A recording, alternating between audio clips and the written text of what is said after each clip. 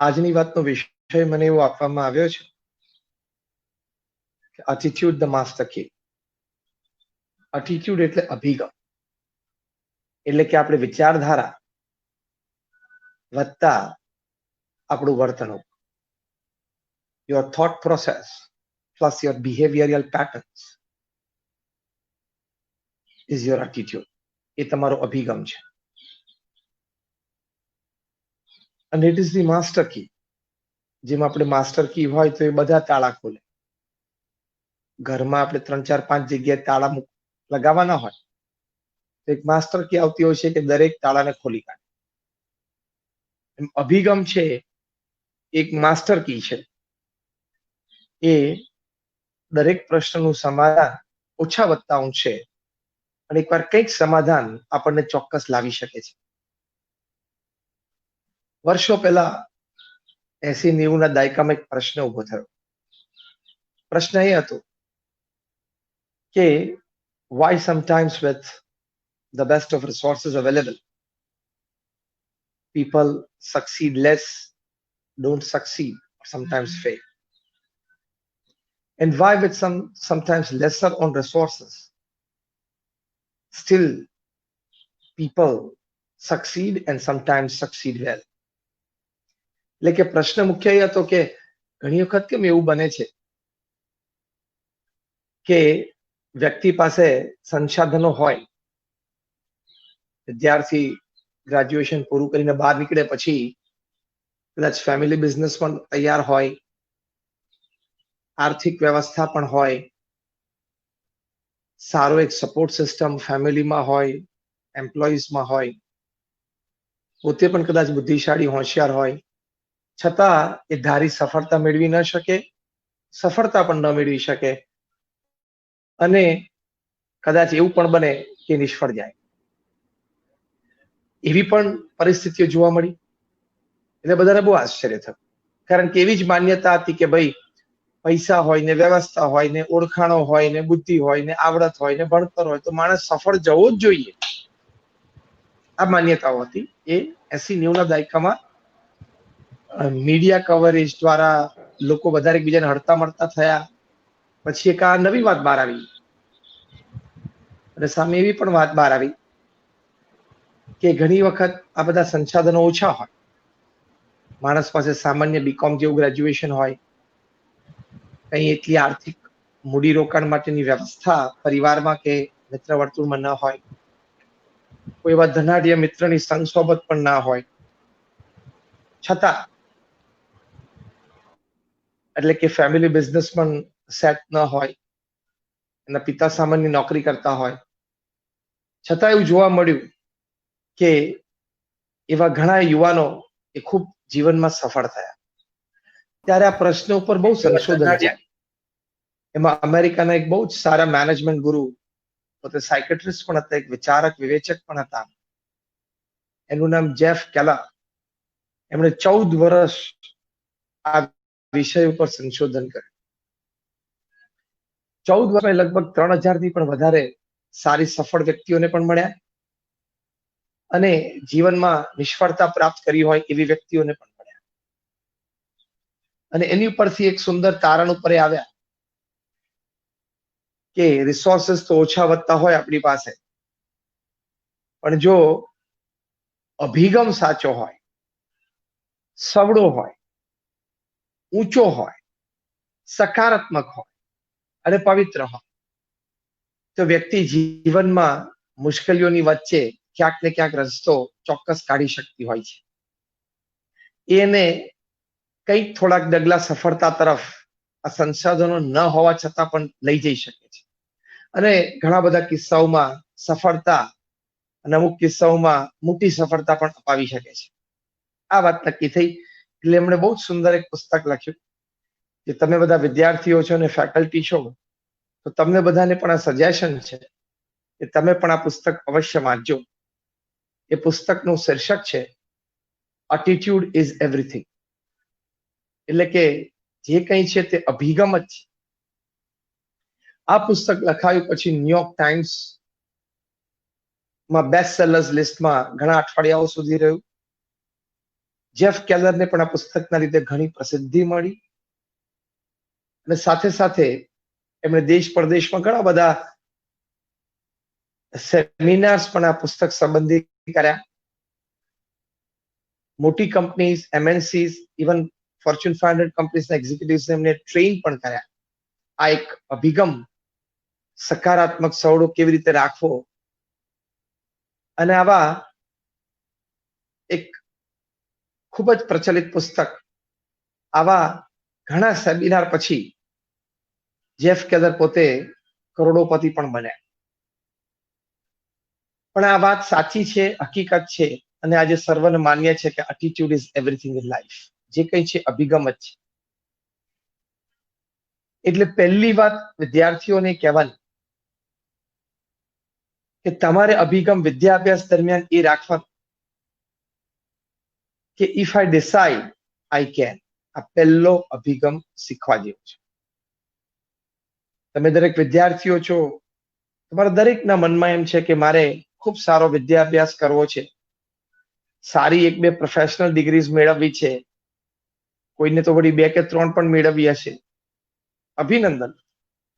પણ દરેક વિદ્યાર્થી તમારા લોકોના મનમાં છે જ, કારણ કે આજે હવે જમાનો એવો છે ને આગળ ઉપર એવો જમાનો હજી 5-10 વર્ષ પછી વધારે આ બાબતે સુનિશ્ચિત થશે કે સારા અભ્યાસ વગર, without having a good academic qualification to build up upon a career, professional career, would be more and more difficult.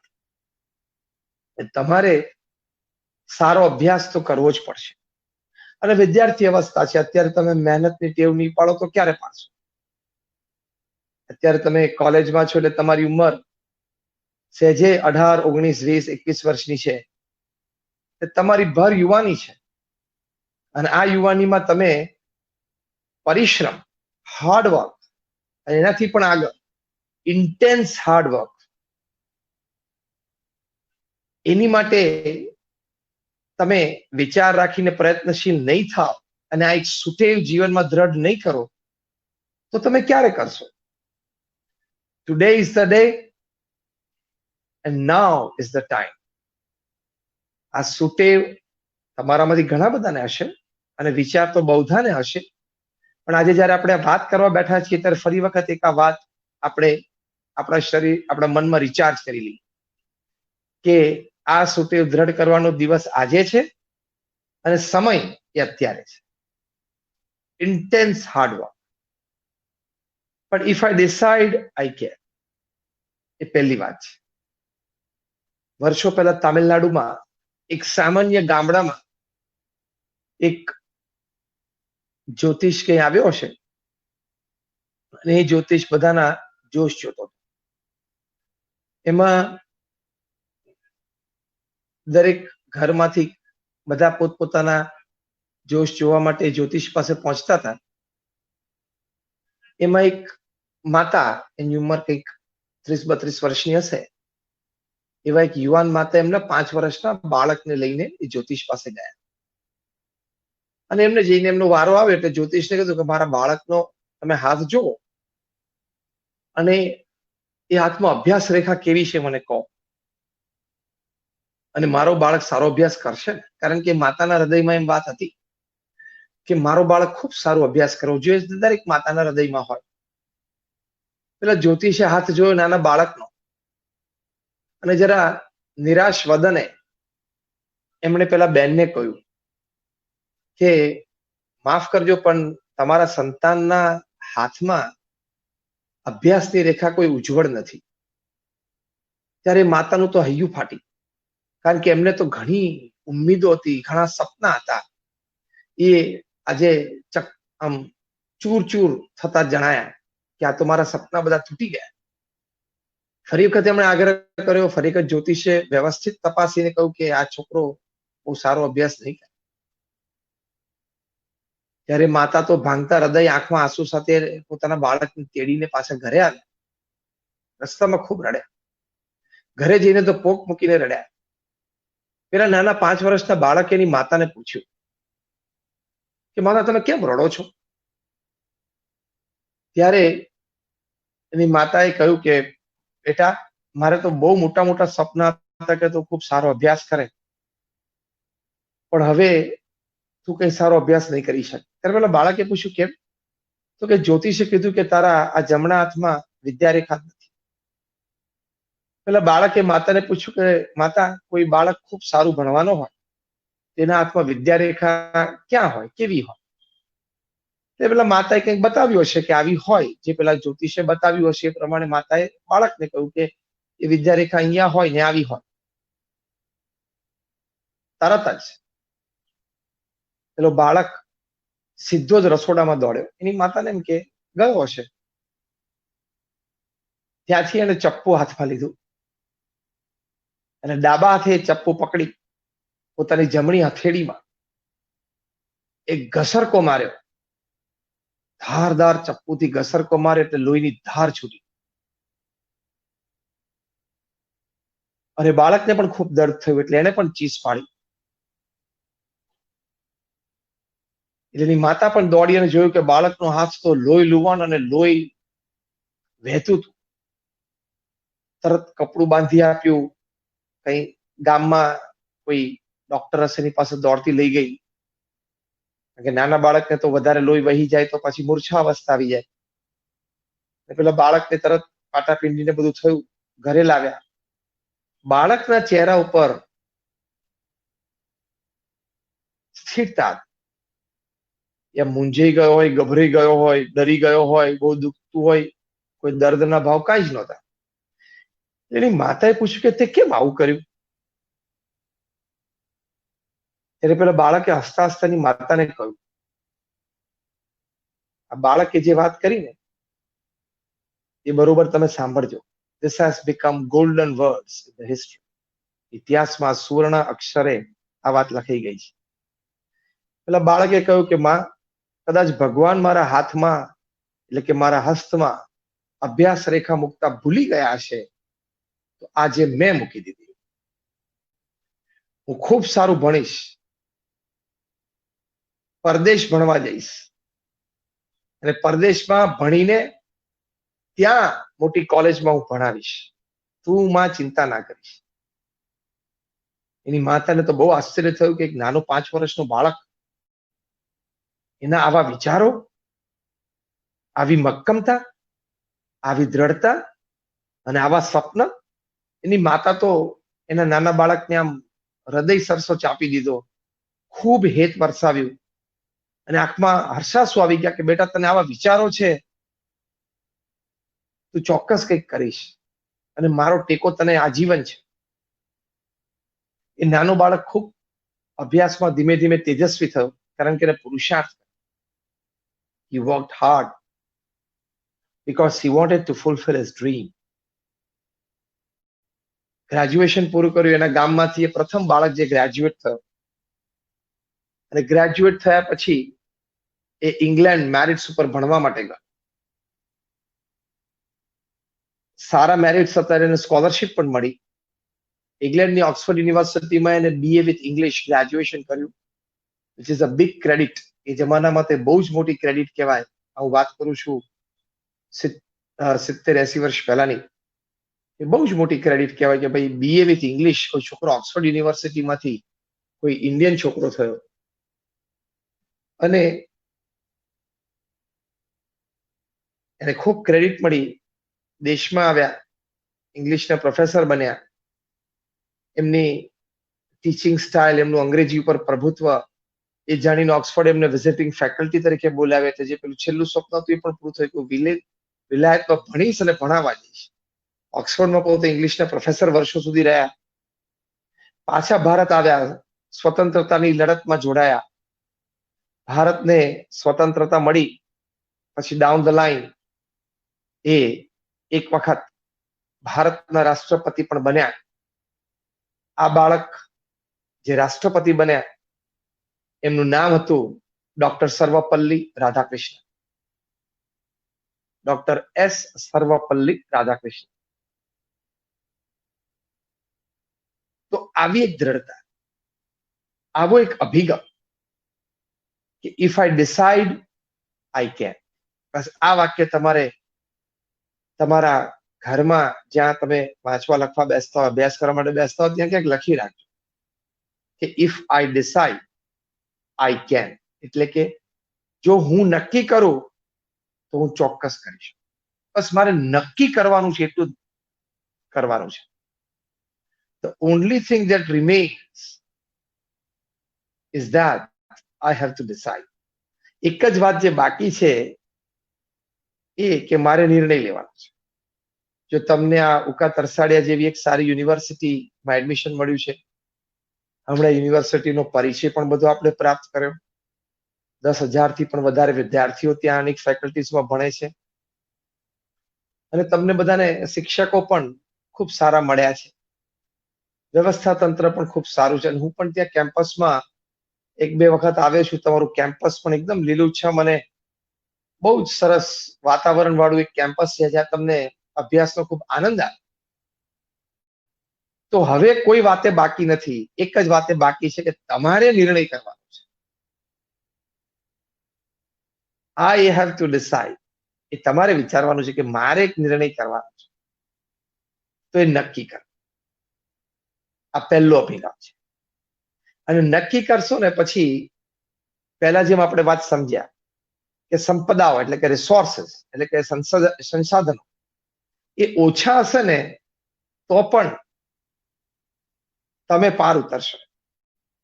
કારણ કે at the end of the day it is the human mind which is the greatest of all. કારણ કે માણસનું જે મન છે, માણસની જે બુદ્ધિ છે, એ જ સર્વથી શ્રેષ્ઠ છે. સંસાધનો અને વ્યવસ્થા તો એ બનાવે છે, ક્યાં બીજું કોઈ બનાવે છે. એટલે you have to decide. The only one thing that remains is that you have to decide. આ પહેલો અભિગમ. બીજો મોટો અભિગમ, જો આ પહેલા અભિગમની આપણે વાત કરતા, you have to decide. તમે બધા અક્ષરધામ જોયું હશે, ગાંધીનગર, દિલ્હીમાં પણ અક્ષરધામ જોયું હશે અથવા ત્યાં ગયા છો. પ્રમુખ સ્વામી મહારાજે અક્ષરધામનું નિર્માણ કર્યું, જે ભારતીય સંસ્કૃતિનું એક આદર્શ દર્શન છે. 2005 થી ઉદ્ઘાટિત થયું. આજે 2020 સુધી રોજની અમારી એવરેજ 17,000 લોકોની આવી, 17,000 વિઝિટર્સ પર ડે. અને people have change their lives for the better. ઘણા બધા લોકોએ, હજારોની સંખ્યામાં આવા પ્રસંગો બન્યા છે કે પોતાના જીવન એ અક્ષરધામની વિઝિટ પછી કંઈક અંશે પોઝિટિવિટી તરફ બદલ્યા છે. હજારો ડિવોર્સીસ બચી ગયા અક્ષરધામની વિઝિટથી. હજારો વિદ્યાર્થીઓને અભ્યાસલક્ષી ખૂબ પ્રેરણાઓ અક્ષરધામ વિઝિટથી મળી. હજારો વિદ્યાર્થીઓને ત્યાં નીલકંઠ વર્ણીની ફિલ્મ દેખીને, કારણ કે ભગવાન સ્વામિનારાયણ 11 વર્ષની ઉંમરે એકલા ભારતની યાત્રા કરી, ઉપર હિમાલયથી માંડીને દક્ષિણમાં કન્યાકુમારી સુધી, ગાઢ જંગલોમાં, નદી તળાવમાં 5-5 દિવસ સુધી સૂર્યપ્રકાશ ન દેખાય એવા વનોમાં ફર્યા. કેટલા હિંસક પ્રાણીઓ પણ મળ્યા, એની વચ્ચેથી નીકળ્યા. આ ફિલ્મ ત્યાં જોવા દેખાય. ઘણા બધા તમારા જેવા વિદ્યાર્થીઓ, તરુણો હોય, યુવાનોને ખૂબ પ્રેરણા મળે છે. અને ફિલ્મ પછી આ જ અભિગમ નક્કી કરે છે કે if I decide I can. હું નક્કી કરું તો હું પણ કરી શકું. તો દિલ્હીમાં અક્ષરધામ, તમે વિચારો, યમુનાના તટ ઉપર ત્યાં 110 એકર ઉપર આ અક્ષરધામ બનાવવું એ કોઈ સામાન્ય વાત નથી. પણ પ્રમુખ સ્વામી મહારાજે નક્કી કર્યું કે એમના ગુરુ યોગીજી મહારાજનો સંકલ્પ છે કે મારે બનાવવું, અને એમણે બનાવ્યું. અને એ પણ એમણે નક્કી કરેલું કે મારે 5 વર્ષમાં બનાવવું છે, તો 5 વર્ષમાં પૂરું કર્યું. પથ્થરની ડિઝાઇન કરનારા આર્કિટેક્ટ સોમપુરા, એમણે કહ્યું કે સ્વામીજી, આપણો જે આ પ્રકલ્પ છે એ 35 વર્ષે પૂરો થાય. પ્રમુખ સ્વામી મહારાજ કે ના, મારે તો 5 જ વર્ષમાં પૂરું કરવું છે. He decided, so he could. He decided, so he could. એમણે જે નક્કી કર્યું એ એમણે કર્યું.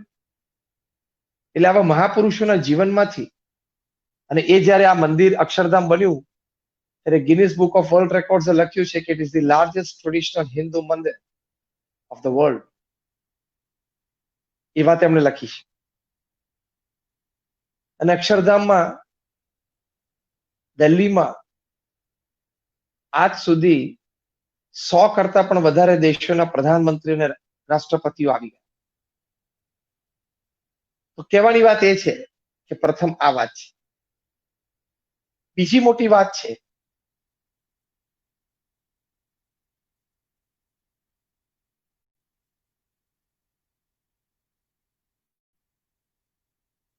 હલો હા સંભળાય છે સ્વામી. હલો સંભળાય છે? હા બોલો સ્વામી. હા સંભળાય અચ્છા, છે. વચ્ચે બ્લેકઆઉટ થઈ ગયું હતું એટલે.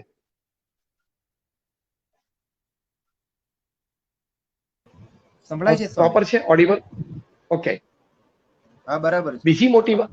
બીજો મોટો અભિગમ એ છે કે if I fall, I will not remain fallen. I will stand up, start walking and then run. આ એક મોટો અભિગમ છે કે કદાચ હું ચાલતા ચાલતા પડ્યો, લપસ્યો, તો હું નીચે પડેલો નહીં રહું.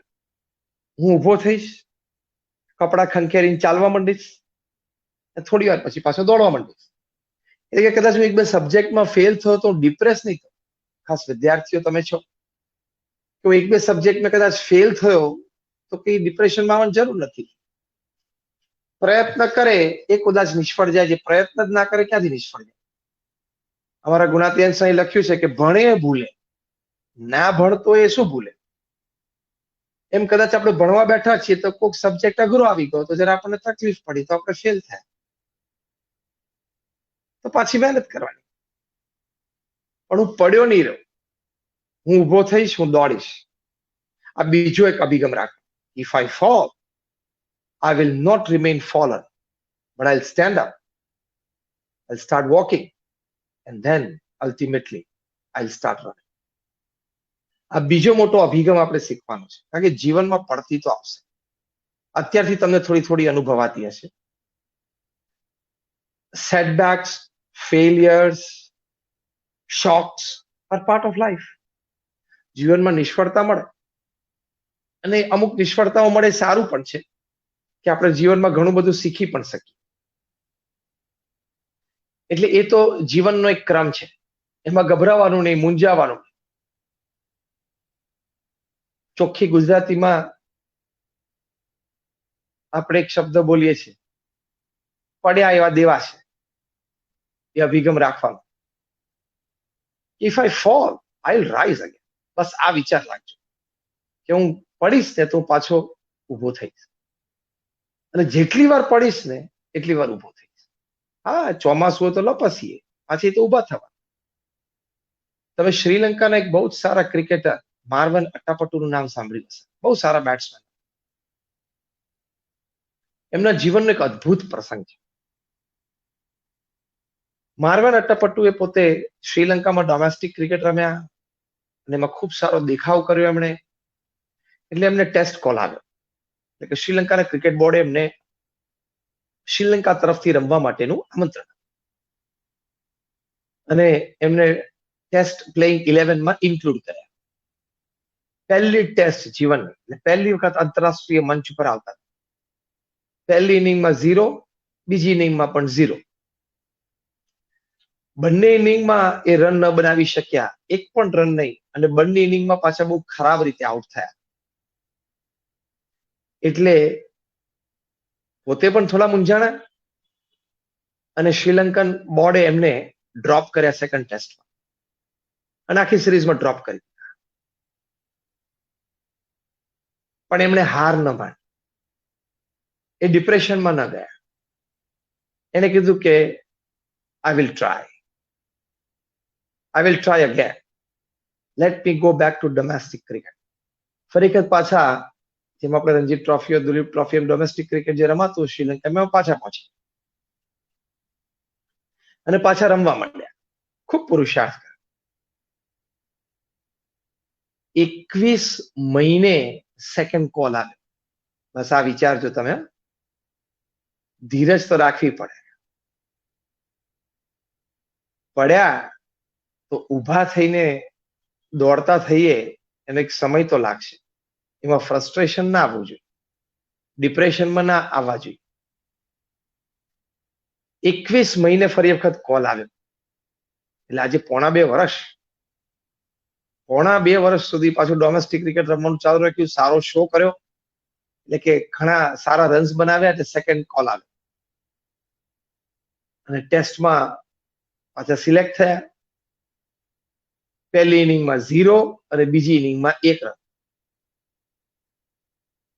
પાછી શ્રીલંકન ક્રિકેટ બોર્ડે એમને જાકારો આપ્યો કે ભાઈ તમે નહીં જ ચાલો. આવું બને એટલે કોઈ પણ ખેલાડી માટે હવે ટેસ્ટ ક્રિકેટમાં ફરી વખત આવવું આંતરરાષ્ટ્રીય મંચ ઉપર ઇટ બીકમ્સ ઓલમોસ્ટ ઇમ્પોસિબલ. એવું જ મારવાન પટ્ટુને થયું. he found it કે હવે મારી માટે ઓલમોસ્ટ ઇમ્પોસિબલ છે, but he did not give. એને નક્કી કર્યું કે મારે ટેસ્ટ ક્રિકેટ રમવું જ છે. ઇવન પ્રેસ, ત્યાંની શ્રીલંકાના જે મીડિયા હતી, એમણે પણ મારવાન પટ્ટુ વિશે ઘણું બધું લખ્યું. ઘણા બધે લખ્યું કે he does not possess a big match temperament. ઘણા બધે લખ્યું કે his talent doesn't suit international standards. ઘણું બધું લખાયું. Marvan Pattu went back to the grain. પાછા ડોમેસ્ટિક ક્રિકેટમાં ગયા અને પાછું એટલા જ ઉત્સાહથી, એટલા જ શ્રદ્ધાથી ડોમેસ્ટિક ક્રિકેટ રમવા. 17 મહિને બીજો કોલ આવ્યો. આમ તો ત્રીજો કોલ, પણ 17 મહિને એટલે અગેન લગભગ 1.5 વર્ષ. 18 મહિને એટલે 1.5 વર્ષ, 17 લગભગ 1.5 વર્ષ. કોઈ પણ માણસની ધીરજ જતી રહે. એટલે કે પહેલો કોલ આવેલો, એના પછી બીજો કોલ 21 મહિને, બીજા કોલ પછી ત્રીજો કોલ 17 એટલે 21 ને 17 38 મહિને પાછો એક ચાન્સ મળે. એને ખબર હતી હવે આ છેલ્લો ચાન્સ. અને પહેલી ટેસ્ટ રમતા હતા, એટલે કે આમ તો ત્રીજી ટેસ્ટ જીવનની, પણ પહેલી ઇનિંગમાં અને બીજી ઇનિંગમાં ખૂબ જ સુંદર દેખાવ કર્યો. 2 હાફ સેન્ચુરીઝ એમને સ્કોર કરી અને પોતાનું સ્થાન ટેસ્ટ ક્રિકેટમાં કાયમી કર્યું. સારો દેખાવ કરવા માંડ્યા પછી એ સિરીઝમાં એમનો સારો દેખાવ હતો. અને now it stands as a record. મારવાન અટપટુ, he was a very good middle order batsman. શ્રીલંકાની મિડલ ઓર્ડર એટલે કે ચોથો, પાંચમો, છઠ્ઠો, સાતમો ક્રમાંકે જે બેટ્સમેન આવતો મિડલ ઓર્ડરને એમણે લગભગ 10 વર્ષ સુધી પોતે પકડી રાખ્યું કે મિડલ ઓર્ડર આખું એના લીધે ટકતું હતું. અને he scored more than 5,000 runs in test cricket. He scored more than 16 international centuries. 6 double century કરી છે. 6 ડબલ સેન્ચુરી ઇન્ટરનેશનલ ક્રિકેટ. એટલે જો કહેવાની વાત એ છે કે આપણે કદાચ લપસ્યા, પડ્યા, ફેલ ગયા તો ડિપ્રેશનમાં નહીં આવો, ફ્રસ્ટ્રેશનમાં નહીં આવો. ફરી વખત ઉભા થાવ, ફરી વખત મહેનત કર અને મંડ્યા રહે. Effort is a human endeavor. Not just a human endeavor, it is a human dignity. Effort એટલે પ્રયત્ન.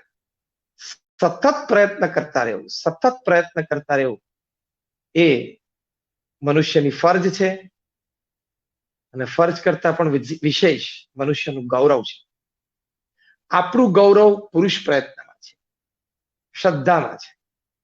પરિણામ તો સંજોગો, પરિસ્થિતિ, વ્યવસ્થા, આપણું કર્મ, આપણું ભાગ્ય અને ઈશ્વર ઈચ્છા ઉપર આધારિત છે. પણ પ્રયત્ન કરવો પોઝિટિવિટી રાખીને, it is a human dignity. એ મનુષ્યનું ગૌરવ છે. તો બીજો અભિગમ આ શીખવા કે if at all I fall, I will not remain fallen. I will stand up. I will start walking. I will run, I will rise. દોડીશ અને ઉર્ધ્વગતિ પામીશ. પ્રમુખ સ્વામી મહારાજ એમના જીવનમાં જો કેટલો પુરુષાર્થનો અભિગમ તો કદાચ કોઈ પ્રમુખ સ્વામી મહારાજ પાસેથી જ શીખે, જેનો જન્મ શતાબ્દી મહોત્સવ અમે ઉજવી રહ્યા છે. ઇમેજિન એક વ્યક્તિ 1300 થી પણ વધારે hospital, hostel, school, college, Akshardham, સંસ્કાર કેન્દ્ર, મંદિરો બાંધે. દુનિયાના 60 દેશોમાં 18,000 ગામડાઓ અને શહેરોમાં ઘૂમી વળે. 3.5 લાખ ઘર, ઓફિસ, ફેક્ટરી કે શોપમાં પધરામણી કરીને લોકોને નિર્વ્યસની કરે, સદાચારી બનાવે, અધ્યાત્મ માર્ગે પ્રેરે. એમના બાળકો, સંતાનોને તમે સ્કૂલ કોલેજોમાં મોકલો, વિદ્યાભ્યાસ કરાવો, એવું આદિવાસીને ઝૂંપડામાં જઈને વાતો કરે. પોતાના જીવનકાળ દરમિયાન 7.5 લાખ પત્રો વાંચે અને એનો ઉત્તર આપે. At an unbelievable average of reading and answering more than 70 letters a day, that is 70 without a Sunday for 45 years. Unbelievable. અકલ્પનીય. અમારા જેવા 1100 સંતોને એમણે દીક્ષા આપી. એમાંથી 750 થી પણ વધારે સંતો graduate, post graduate, chartered accountant, doctors, engineers. એમાંથી 150 થી પણ વધારે સંતો બોર્ન અમેરિકન અને બ્રિટિશ સિટીઝન છે. એમાંથી લગભગ 50 થી પણ વધારે સંતો ઓક્સફર્ડ, સ્ટેનફર્ડ જેવી ખૂબ નામાંકિત અને પ્રતિષ્ઠિત યુનિવર્સિટીઝના ગ્રેજ્યુએટ છે. ઘણા બધા અમારા સંતો લાખ ડોલરનો પગાર છોડીને 25-28 વર્ષની ઉંમરે સંત થયા છે. આ બધો પ્રમુખ સ્વામી મહારાજનો પ્રભાવ. તો એમના જીવનમાં પણ જે આપણે બીજો અભિગમ શીખીએ છીએ, એમણે પણ એમના જીવનમાં ક્યાંક એવા સેટબેક જોયા છે, આંચકા જોયા છે. લંડનમાં એમણે ભવ્ય મંદિર કરવું હતું. હેરોમાં જમીન પણ લીધી, હેરો નામનો એક એરિયા. આજુબાજુના લોકોએ કેસ કર્યો કે તમે અહીંયા મંદિર ન બનાવી શકો. રાત્રે 12 વાગ્યા સુધી તમે ઢોલ નગારા વગાડો, અમારી પીસ એન્ડ પ્રાઇવેસી ડિસ્ટર્બ થઈ જાય. અહીંયા રોજ સેંકડો લોકો આવવા માંડે, બહુ ગાડીઓનું પાર્કિંગ થવા માંડે, અમારી પીસ ડિસ્ટર્બ થાય. કોર્ટમાં કેસ ચાલ્યો અને સિગ્નેચર કેમ્પેઇન પણ ચાલ્યું.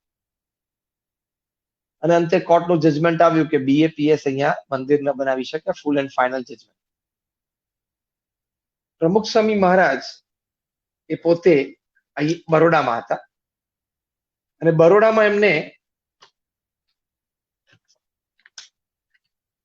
સમાચાર મળ્યા ફોન દ્વારા.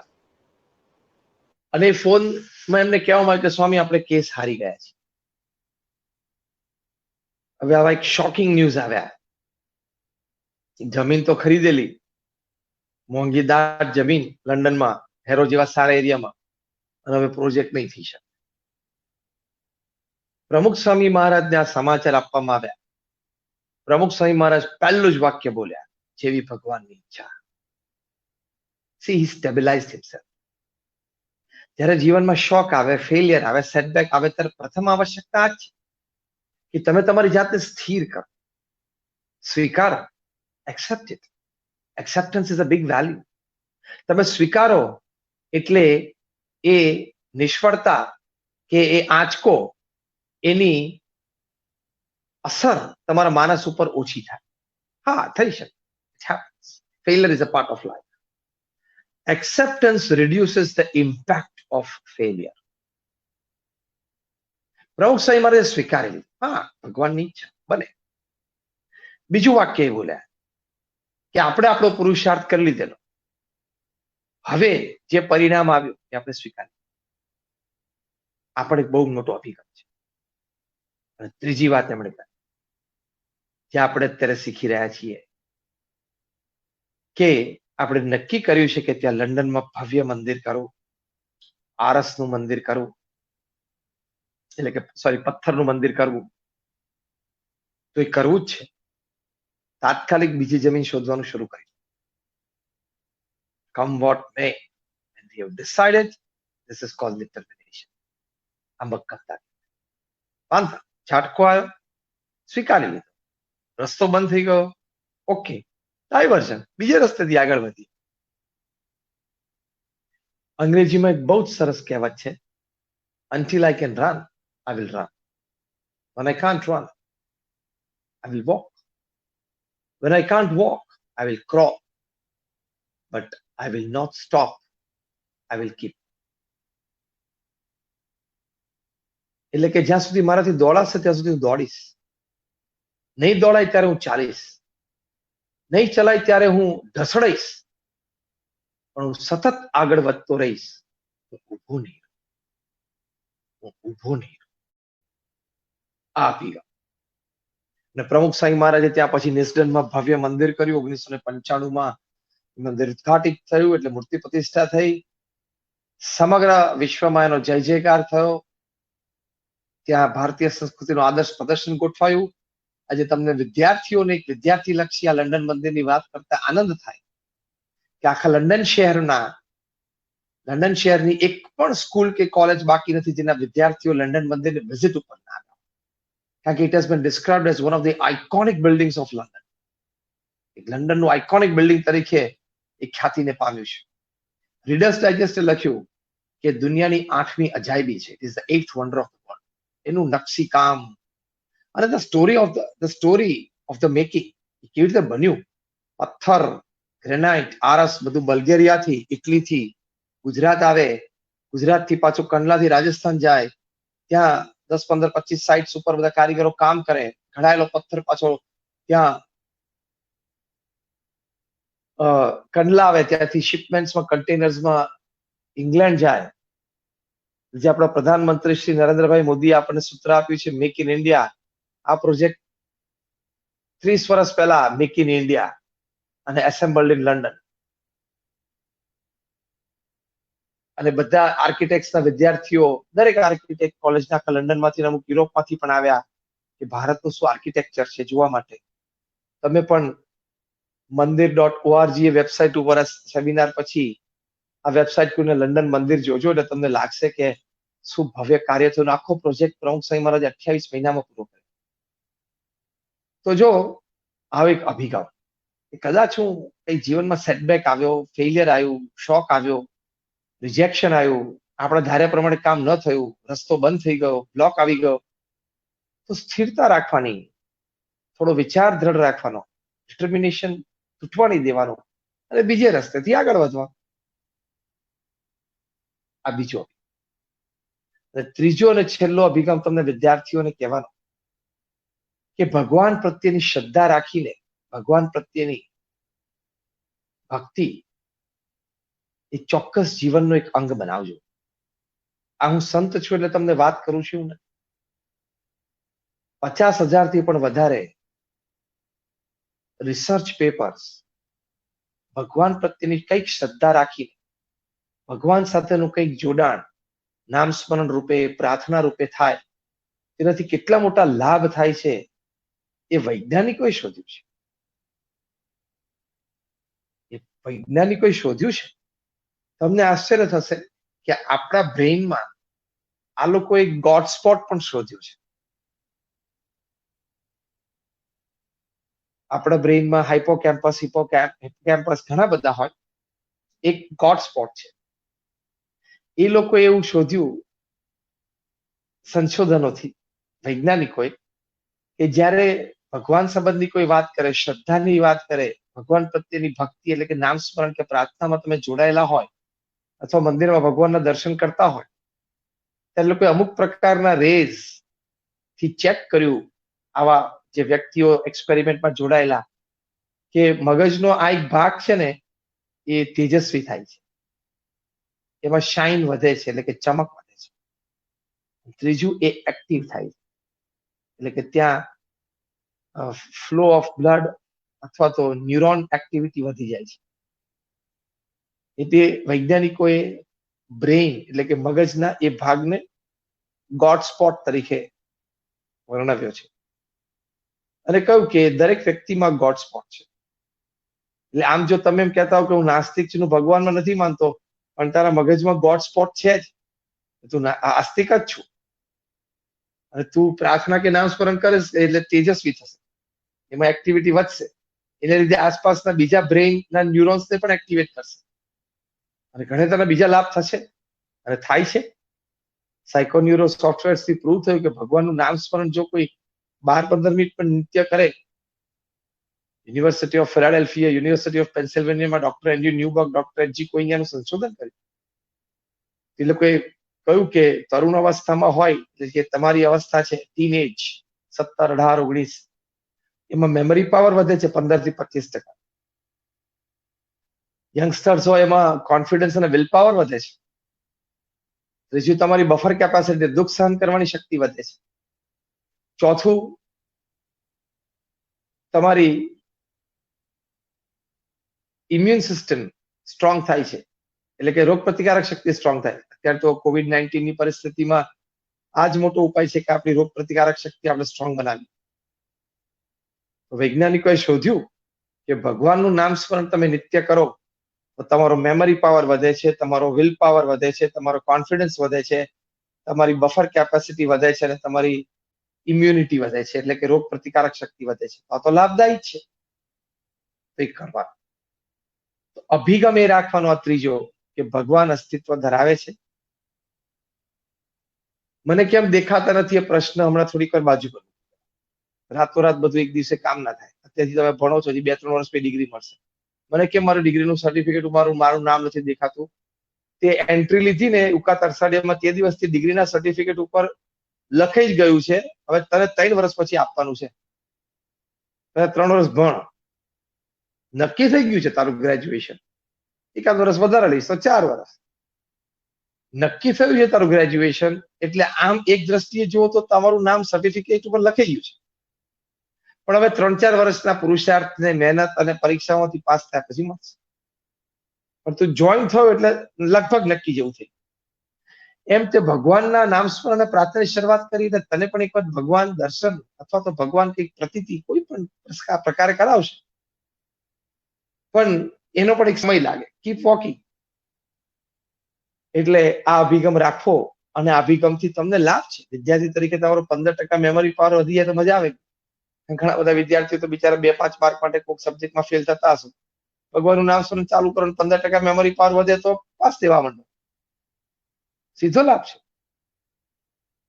ખાલી આવું શ્રદ્ધા અને વિશ્વાસ કે પુસ્તકમાં લખ્યું હોય ધર્મગ્રંથોમાં એની પર વાત નથી કરતા. આઈ એમ ગિવિંગ યુ નેમ્સ. હું તમને યુનિવર્સિટીના નામ આપું છું, તમને સાયન્ટિસ્ટના નામ આપું છું. તમે ગૂગલ ઉપર જાઓ, શોધો, આવી તો તમને 1000 વસ્તુઓ મળશે.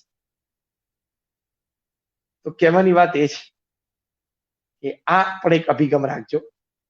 ઘણા બધા પેટા અભિગમો પણ છે, પણ મેં તમને મુખ્ય 3 અભિગમો શીખવાડ્યા. પહેલો અભિગમ, if I decide I can. જો હું નક્કી કરું તો હું ચોક્કસ કરીશ. ડોક્ટર સર્વપલ્લી રાધાકૃષ્ણનનો પ્રસંગ. બીજો અભિગમ, if I fail, if I fall, I will not remain fallen, I will stand up, walk and run. જો કદાચ જીવનમાં નિષ્ફળતા મળી તો હું ઊભો થઈશ, દોડીશ, પણ હું પડ્યો નહીં રહું. એમાં તમને મેં માર્વન અટપટ્ટુ ક્રિકેટરના પ્રસંગ કયો, પ્રમુખ સ્વામી મહારાજનો પણ લંડન મંદિરના બાંધકામનો પ્રસંગ કયો.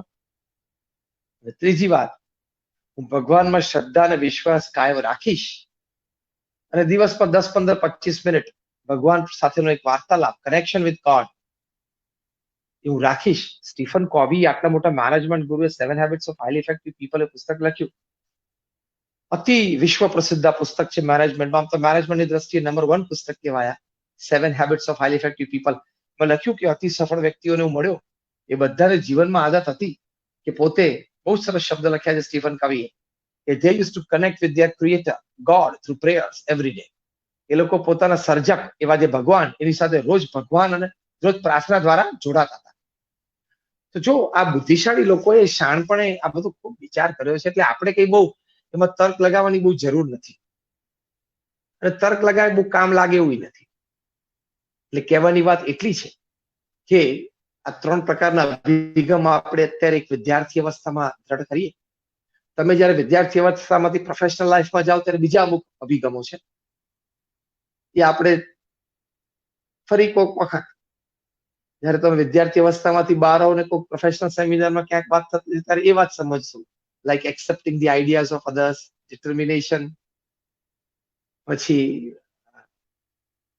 પ્રોએક્ટિવિટી, પ્રતિકૂળ પરિસ્થિતિમાં સાનુકૂળ પ્રતિભાવ, આ બધા પ્રોફેશનલ એટીટ્યુડ્સ છે. પણ અત્યારે એકેડેમિક એટીટ્યુડ્સ માટે આટલું એક રાખો. સુરતથી હરેશભાઈનો પ્રશ્ન છે કે which efforts can lead attitude in right direction?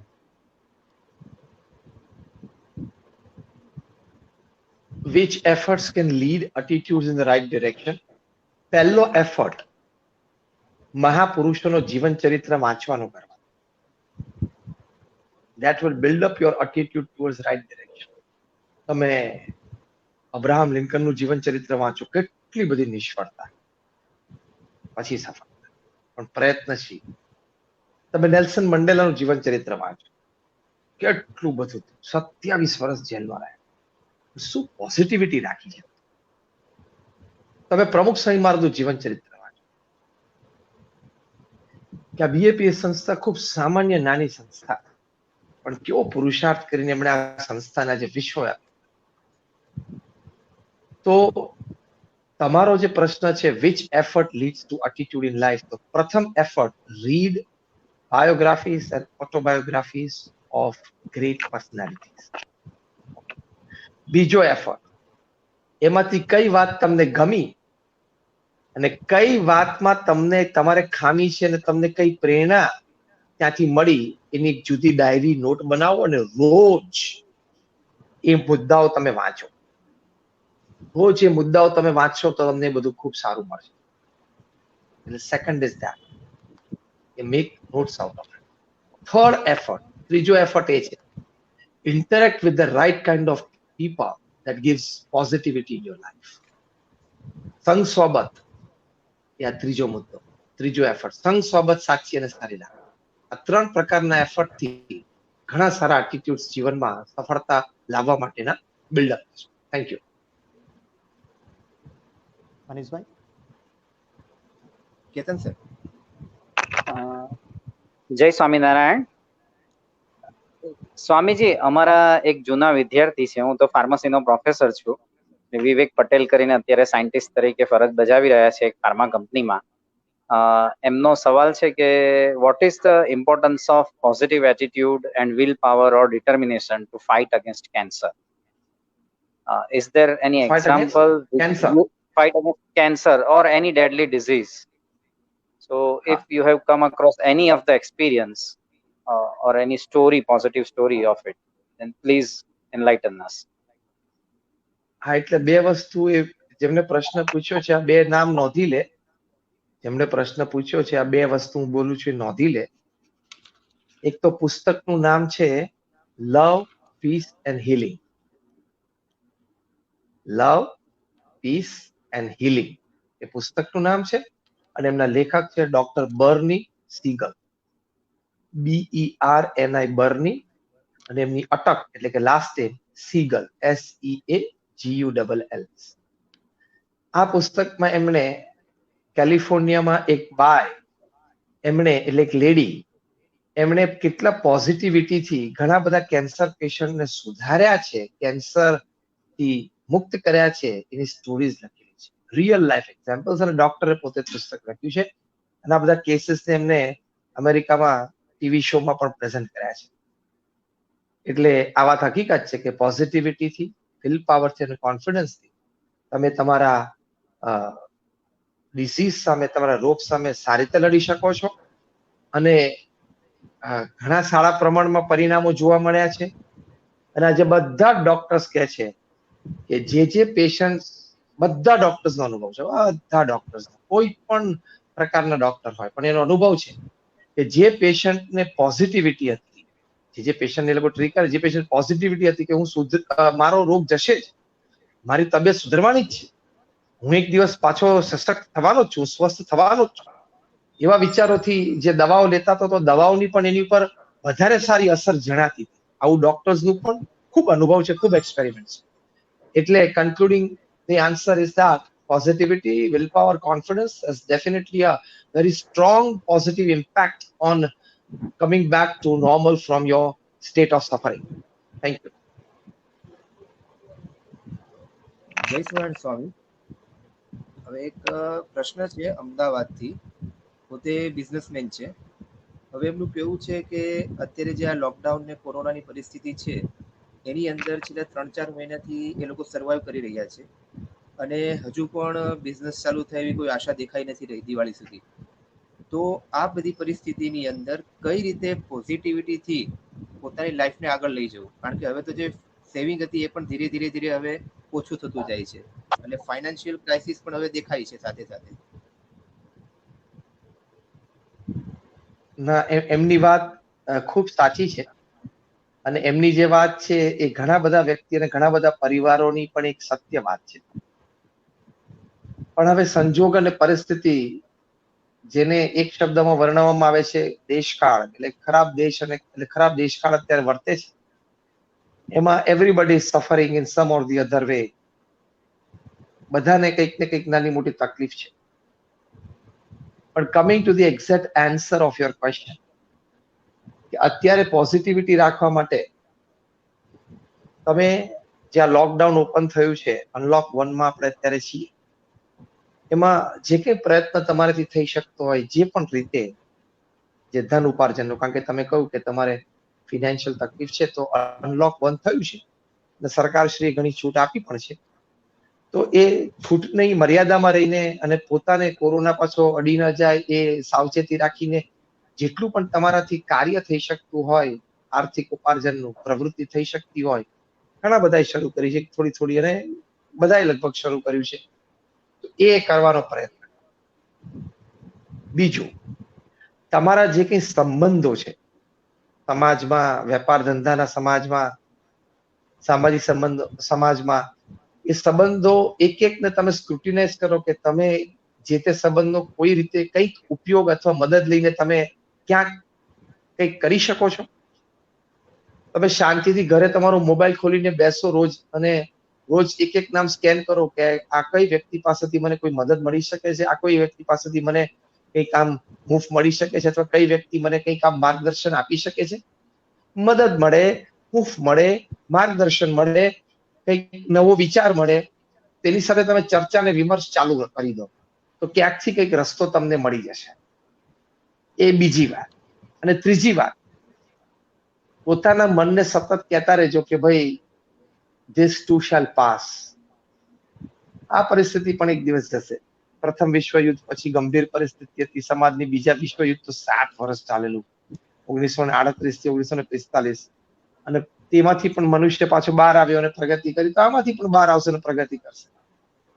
એટલે આ ઇતિહાસમાં કે પહેલી વાર નથી બનતું કે આટલો મોટો ઝાટકો આર્થિક રીતે સમાજ ઉપર આવ્યો હોય. પહેલા પણ આવેલા છે. 2008માં પણ સખત મંદી હતી, એમાંથી પણ આપણે બહાર નીકળીને જો ને પછી કેટલી બધી તેજી આવી ગઈ છે ને બધા ક્ષેત્રોમાં. 2008, 9, 10, પછી 11, 12, 13, 14, 15માં આમાં પણ તેજી આવશે. એટલે આવું 10-15 વર્ષે કંઈક આવતું હોય, આપણે જીવન જીવીએ 70-80માં 4-5 વખત આવે, 3-4 વખત ક્રમ છે દુનિયાનો. એટલે એવું થોડુંક મનને સમજાવવાનું. અને ચોથું અને છેલ્લી વાત, કે ભગવાનને પ્રાર્થના કરતા રહેજો કે ભગવાન આ દેશકાળ જલ્દી ટાળો, મને કંઈક સારી સૂઝ આપો, મારા નોકરી ધંધા પાછા પાટે ચડાવો, મારા પરિવારને સુખી અને સ્વસ્થ રાખજો. એ ભગવાનને આપણે પ્રાર્થના કરતા રહેવાની. એટલે આ 4 પ્રકારની વાતથી તમે આવા પ્રસંગે પોઝિટિવ રહી શકો છો. Thank you. સ્વામી, સુરતથી વિરલભાઈનો પ્રશ્ન છે કે એટલે છેલ્લો પ્રશ્ન લઈ લઈએ આપણે, આ ચોથો અને છેલ્લો. હા, જરૂર સ્વામી. ક્રિટિસિઝમ થતું હોય તે સમયે હાઉ ટુ સ્ટે કામ. મજા આવી જોઈએ ને ટીકા થાય ત્યારે. કોકે આપણી નોંધ તો લીધી. ટીકા થાય ને ત્યારે આમ મજા આવે એવો અભિગમ રાખવા કે આપણી કોકે નોંધ લીધી. કોકે આપણી નોંધ તો લીધી ને, અને કોકે આપણા વિશે વિચાર્યું તો ખરું ને, અને કોક આપણા વિશે 2 વાક્ય તો બોલે છે ને. આ તો હું હસતા હસતા એક વાત કરું છું, પણ આ અભિગમ મહાપુરુષોએ રાખેલો છે, ખોટો નથી. આ કે હું જોક નથી કરતો, I am not just joking. Shakespeare પોતે કહેતા કે આઈ એપ્રિશિએટ ક્રિટિસિઝમ, કંઈક સુધારો થશે આપણા. આ પહેલો વિચાર કામ રહેવા માટે કે આપણે કંઈક સુધારો કરો. પ્રમુખ સ્વામી મહારાજનો ઇન્ટરવ્યુ 1991 સાલમાં મુંબઈમાં હરકિશનભાઈ મહેતાએ જન્મભૂમિ પ્રવાસીના જન્મભૂમિ પ્રવાસી, બહુ નામાંકિત જૂનું ખબરપત્ર, એને તંત્રીશ્રીએ લીધેલો. એમાં પ્રશ્ન પૂછેલો કે સ્વામી, તમે આટલું સારું કામ જ સમાજ માટે કરો, તમે હોસ્પિટલ, સ્કૂલ, કોલેજો બનાવો છો અને સમાજ સેવા માટે જ બનાવો છો, નિસ્વાર્થ સેવા જ કરો છો સમાજની, છતાં કોઈ વ્યક્તિઓ તમારી ટીકા કરે છે, તો તમારે શું કહેવું? પ્રમુખ સ્વામી મહારાજ નિધડકપણે બોલ્યા કે ટીકાની તો અમને કોઈ પડી જ નથી. તો આ પણ એક લોખંડી છાતીનો અભિગમ છે. પ્રમુખ સાહેબ બોલે ટીકાની અમને કોઈ પડી જ નથી. પછી બીજું વાક્ય બહુ સરસ બોલે. પ્રમુખ સ્વામી મહારાજે કહ્યું કે કોઈ ટીકા કરે અને અમે ટીકા સાંભળીએ ત્યારે અમે મનોમન અંતરદ્રષ્ટિ કરીએ કે એ વ્યક્તિની વાત સાચી છે. જો સાચી હોય તો અમે સુધારો કરી લઈએ કે બરોબર છે, અને આપણને એક સજેશન કર્યું એમ સમજો. પછી એને ક્રિટિસિઝમ તરીકે નહીં લેવાનું, એને સજેશન તરીકે લેવાનું કે ભાઈ મારામાં ખામી છે, મારે સુધારો કરવાનો. અભિગમ બદલી નાખો. If you need to improve, if the criticism is positive, take it as a suggestion and improve. Simple. આપણે સુધારો જ કરવો છે, કારણ કે આપણે આગળ વધવું છે. તરત હરકિશનભાઈ મહેતાએ પૂછ્યું કે સ્વામી પણ એ ટીકા કરનારી વાત ખોટી હોય તો પ્રમુખ સાહેબ મહારાજ બોલ્યા કે એની વાત ખોટી હોય તો અમે કોઈ દિવસ એને જવાબ આપવા નથી જતા. ખાલી ભગવાનને પ્રાર્થના કરી લઈએ કે ભગવાન એને સાચી વાત સુજાડે. જ્યારે પણ સુજાડવી હોય ત્યારે we forget the issue and we move ahead in our path. અમે વાત ભૂલી જઈએ અને અમે મારું કામ ચાલુ કરીએ. એટલે ક્રિટિસિઝમમાં આ રાખો, પહેલા હસી લેવું કે કોકે આપણી નોંધ લીધી, પછી એની ટીકા સાચી હોય તો આપણે સુધારો કરી લેવું, ખોટી હોય તો તું બોલ ને ભાઈ, મારે ક્યાં તારા મોઢે તાળા વાંચવા જવું છે, હું મારું કામ ચાલુ રાખીશ. આ 3 પ્રકારના વિચાર રાખવા તો તમે ટીકા સામે ઉભા રહી શકો.